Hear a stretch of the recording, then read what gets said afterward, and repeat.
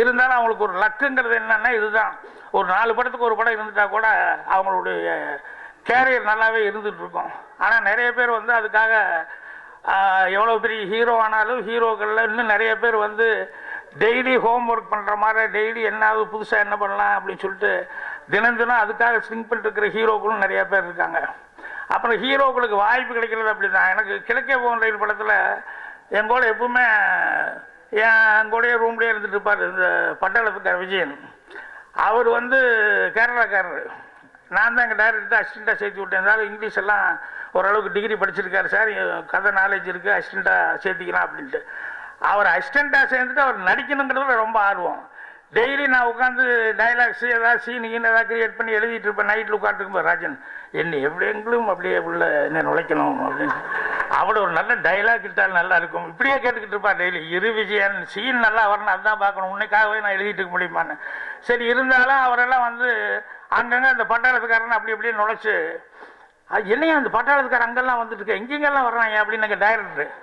இல்லை சார், அது கொஞ்சம் கேரக்டர் நல்லா இருக்கும் அப்படின்னு. அப்புறம் திடீர்னு கிளைமேக்ஸில் வந்து டக்குன்னு அந்த சுதாகரையும் ராதியாவையும் துரத்திட்டு வரும்போது டவால்னு உள்ள நுழைஞ்சேன். அத்தனை பேர் துரத்திட்டு வர்றாங்க. டக்குன்னு வந்து கத்தியோடு உள்ளே நுழைஞ்சு நின்று எவனாவது வந்தீங்கன்னா தொலைச்சிடுவேன்னு தேட்டரில் ஒரே டாப்ஸு.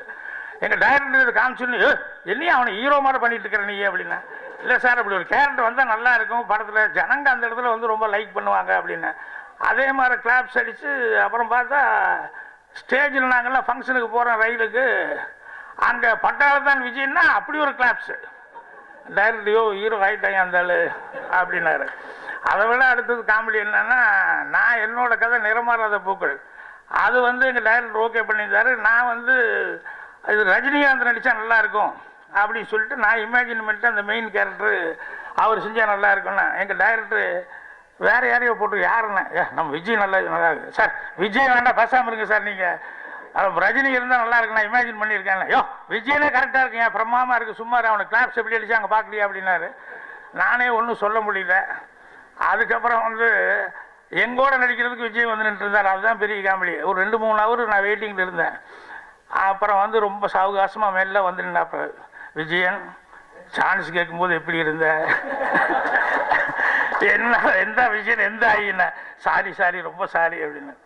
ஸோ ஒரு படத்தில் கேரக்டர் ஒன்று கிடச்சிருச்சுன்னு சொன்னால் இப்போ ஒன்றும் இல்லை, பரட்ட சூரி அந்த ஒரு டைலாக் தான்.